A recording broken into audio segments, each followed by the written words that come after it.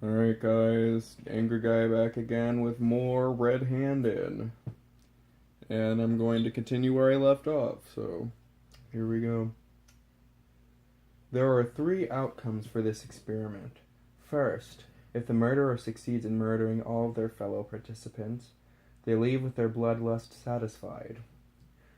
The second outcome is that one of the civilians catches the murderer in the act or solves the case and nails them. Still, the experiment doesn't end if the murderer's identity is revealed. He or she must be killed for the civilians to win. At last, there is the third option. If the civilians can escape the experiment's perimeters, they are free to leave and the murderer will be executed. This can't be real. A girl with the lightest voice that the voice had ever heard whimpered bitterly. I want to go home. Be careful trying to find your way out, participants. Every day you will be required to follow the instructions given to you that can only be found in the conference hall. If you don't follow the instructions, you will receive dire consequences. Do not attempt to rebel. It will end badly for you. Mixed emotions spanned across the room. Some faces were lined with dread and terror, others cold apathy, and even some anger and hatred. For your first set of instructions, we ask that you go to the campfire and share with the group your name and something about you, an important aspect of yours that signifies your character. Oh, and just because we don't want you to feel too far from home, we've left you each with something you hold very dear to you. If you wish to store that something away, you have every right to. We understand your desire for privacy. Thus, you've each been given a locker beside your beds. Your locker combinations are written on strips of paper beneath each of your pillows. We suggest you get to yours before anyone else does. Now that we've gotten through everything, we ask you to be careful, and we wish you luck. The screens flashed off, leaving the baffled room in further silence. The strangers robotically trekked back to the campfire.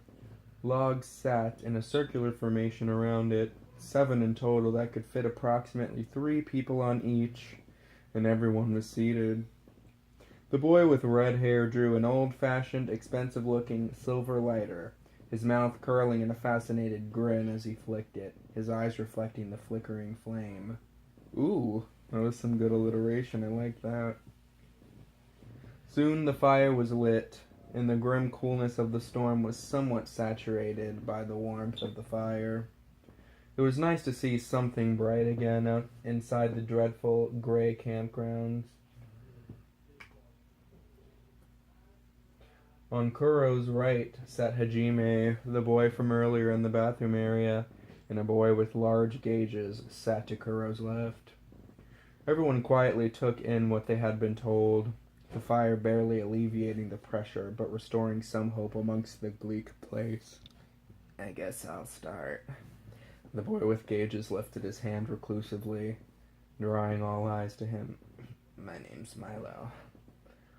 Milo had short, black hair with blue highlights wisping throughout it, and a calm, condoned expression. His eyes were a caramel brown shade, and his voice was strangely melodic. He wore a handsome blue polo shirt and comfortable cargo shorts. I'm a musician. I've been playing instruments since I was 6. Let's see. He scrunched his face as he tried to remember. This ordinarily would have been easy, but he was evidently nervous by the situation. I have played the violin for 12 years now. I took up the cello too.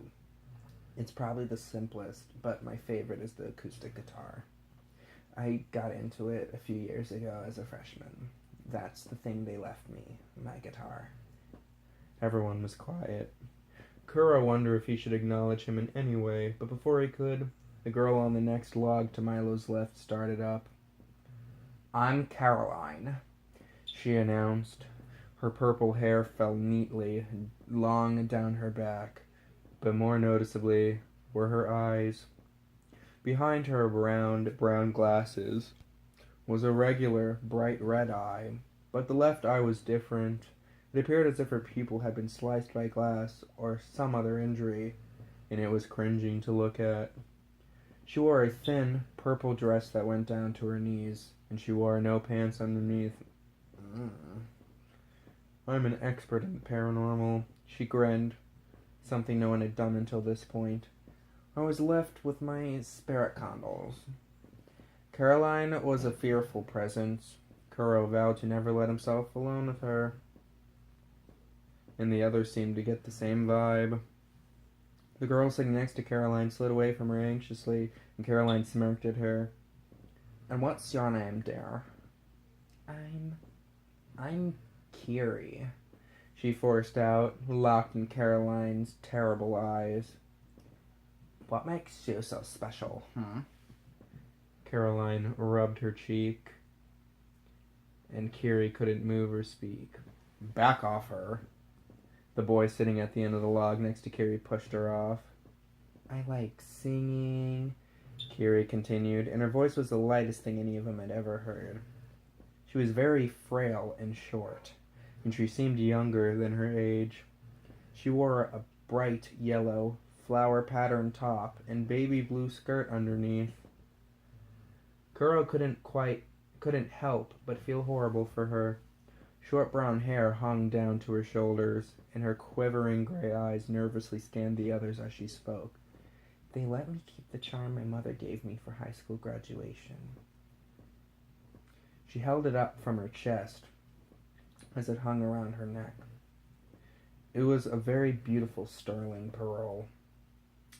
My name's Hide, the boy at the end of the log stated. He had bright orange hair and determined green eyes, and his face bore a passionate confidence. His arms and legs were athletically toned, and he seemed very swift. His voice was light for his age, but nonetheless strong-sounding. I'm a parkourist. I love that stuff. He tried to grin, but nobody grinned back. I've been doing it since I was young. My mom and dad are always like, you're gonna kill yourself doing that. I guess not. He alluded to the possibility of his being murdered dryly. Whoever kidnapped us, let me keep my jacket. The comfortable, thin green jacket hung around his body, the hood dangling behind, as he wasn't wearing it. He wore a pair of durable cargo pants underneath. It was a graduation present for my parents. I'm Natalie, the girl on the next log explained. Her hair was wild and lengthy, a neon green shade, and her eyes a sparkling amber. She had a nose piercing and wore a dark fishnet top with long fishnet leggings. Her voice was dull and uninterested. I do body art. My body art equipment was left with me. Nice to meet y'all. Name's Clay. The southern gentleman beside Natalie removed his brown cowboy hat in a respectful bow. His voice was low and stoic. He had sandy brown hair and dark brown eyes. He wore a brown vest over a blue cotton shirt as well as a pair of worn Wranglers. I got to keep my hat. It's my paws before he bit the bullet. Died 2 years ago. Got a real bad case of pneumonia working in the rain. We don't live near no doctor. Wasn't long before he was gone. I'm sorry to hear that, the blonde girl from earlier sympathetically replied. Kuro remembered her as the one who had pointed out the path to the conference center, with the glowing blonde hair done up by hairbands and icy blue eyes. Her voice was nurturing but self-assured, and she seemed to be a girl who could handle herself. I'm Erica. One thing I really like doing is exploring. I used to go on expeditions with my parents all over the globe. They're archaeologists. They left me with the very first artifact I ever dug up. She took off her armlet, unveiling a band with a small, shimmering sapphire inside it. She wore a tan thermal shirt and brown shorts with many pockets and various pouches. My name is Sudarusu, the boy on the next log affirmed. He sported a dark black bowl cut, school shooter, and gray eyes that seemed to be half there. His voice was low and would otherwise be very intimidating if he didn't speak so quietly, as if he hadn't found his purpose in life. His face was very plain and almost expressionless as he introduced himself. He wore a gray t-shirt that revealed his thin, wiry muscles and thick camo-patterned pants that also contained many pockets and compartments. He doesn't match. I dropped out of high school and got my GED. I went to boot camp and just got back not too long ago. After finishing boot camp, I came back home on reserve. And then I ended up here. I know none of you are going to like what I say next, but I was given my service pistol, an M1911, with a full clip and holster. I'm intentionally not wearing it now as to not scare any of you. But if there's a murderer about, I think I'll start carrying it. Sorry if that bothers you guys. The girl beside him scrutinized him before she began to speak. In fact, her face was always a cut-eyed, stern expression. It appeared both determined and filled with fury. Kura wondered if she were feeling those emotions or if her face were simply shaped that way. Resting bitch face syndrome. He recognized her from earlier, the one who had spoken up against the bulky man in the conference hall. Inari is my name. I'm an MMA fighter. Everyone waited for her to continue. She said nothing more. Her orange hair was medium length and fell in random strands around her head, down to her jaw and lower neck. She wore a tight-fitting jet black top and tight jet black yoga pants. Her blue eyes intimidatingly combed the boy beside her until he began. You look like a girl that sure puts the damn in damage, he winked, and her sharp face didn't budge from its dark expression. Geez, tough crowd, he flustered. Well, it's a pleasure to meet everyone. My name's Ben, he smirked sprightly.